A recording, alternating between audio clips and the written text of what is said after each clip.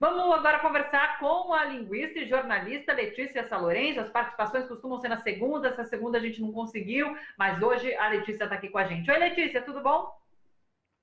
Olá, Thalita, boa tarde, quarenteners. Vamos lá, Letícia, vamos falar um pouquinho sobre, retomar, na verdade, um assunto que a gente falou agora no começo do programa com o Leandro Fortes, sobre essa postura de Bolsonaro de, logo após Moro ter o depoimento vazado, Bolsonaro veio a público ali no Palácio do Alvorada mostrar a mensagem comprovando de fato o que Moro tinha dito, que houve uma interferência política, porque aquela mensagem que ele mostrou ali ressaltando isso é fofoca, mas ela denunciava que houve uma interferência em cima de uma notícia do antagonista. E daí eu queria falar com você justamente sobre uma pauta que você sugeriu para a gente, que é a falta de coerência no raciocínio de Bolsonaro. Pois é, vamos lá. Primeiro, vamos recontextualizar. É algo que eu venho falando já há algum tempo. Por exemplo, quando eu analisei o discurso do Bolsonaro na ONU. Eu falei que o Bolsonaro, por mais que ele seja um energúmeno completo, um idiota absoluto, ele tem um apoio intelectual por trás dele, e quando eu digo intelectual, por favor, entendam como alguém que tem mais inteligência que ele, então dá um suporte um pouco mais racional, e não alguém que concorda ideologicamente, não.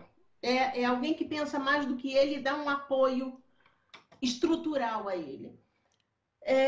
Nominadamente, de Steve Bannon e o Mercer, o pessoal da Cambridge Analytica.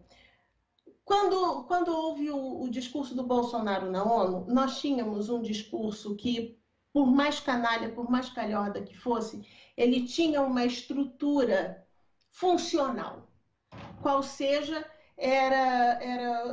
você teria que acionar sensorialmente as pessoas, né? E fazer com que elas odiassem ou amassem aquele discurso. Mas, de qualquer forma, ainda havia uma estrutura de tendências, né, nesse discurso. Com a quarentena, a sensação que eu tenho é que o Bolsonaro está sozinho e ele está tendo que pensar por conta própria.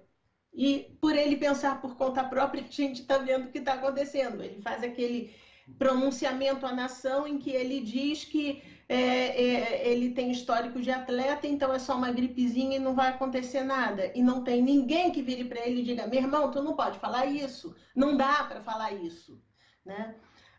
Quando ele apresentou anteontem, já em épocas de quarentena a gente não tem mais noção de quando acontece isso. Quando ele apresentou aquela fala do Moro, dizendo isso é fofoca, ele não se deu conta de que ele forneceu provas contra si próprio, porque ele confirmou, foi algo que o Moro nunca fez na época da Vaza Jato.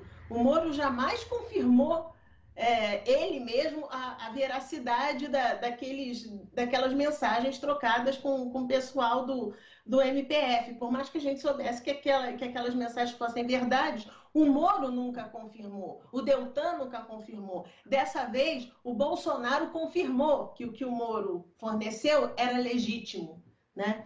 E no momento em que ele confirmou que era legítimo, que havia uma paridade de provas, a gente tirou a prova com o que o Moro escreveu. E ele não escreveu apenas isso é só fofoca. Eu corri atrás do texto completo.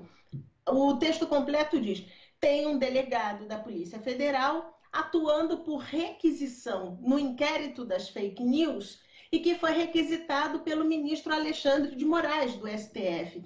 Então, ele complementou, não é apenas isso é fofoca. Existe um contexto para a frase isto é fofoca.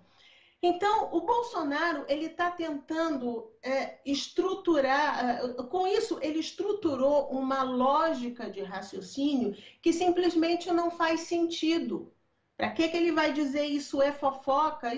Ele está tentando estabelecer uma linha de raciocínio que ninguém acompanha. E só quem acaba acompanhando, ao fim e ao cabo, são os seguidores cegos do Bolsonaro. Você falou, a gente conversou um pouquinho mais cedo, você falou sobre essa confusão no cérebro que ele busca criar. E isso é algo estruturado, é pensado. Isso é algo estruturado, é pensado, é algo que eu sempre venho falando aqui.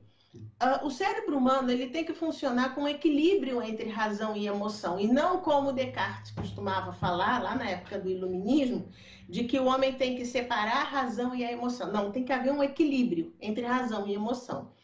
O que está sendo explorado hoje em dia é um desequilíbrio da razão e a emoção, a sensação priorizando, não é priorizando a palavra, mas enfim, ela tendo mais ênfase do que a razão em si. Então, por exemplo, quando você pega em 2018 um post falso, claro, dizendo que se eleito Fernando Haddad iria fazer a lei da pedofilia, iria legalizar a pedofilia, quando você vê aquilo, não é para você raciocinar.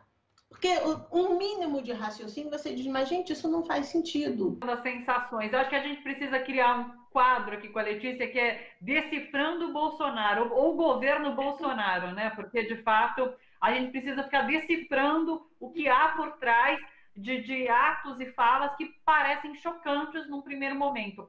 Mas, Letícia, quero agradecer a você porque a gente está acabando o nosso tempo, eu não vou conseguir ficar mais tempo aqui. Muito obrigada por mais uma vez nos ajudar a entender esses contextos de narrativa e de discurso de Bolsonaro. Obrigada, Letícia. Um beijo para você, para a cachorrinha e para o gatinho. Beijo, até semana que vem. Tchau, tchau.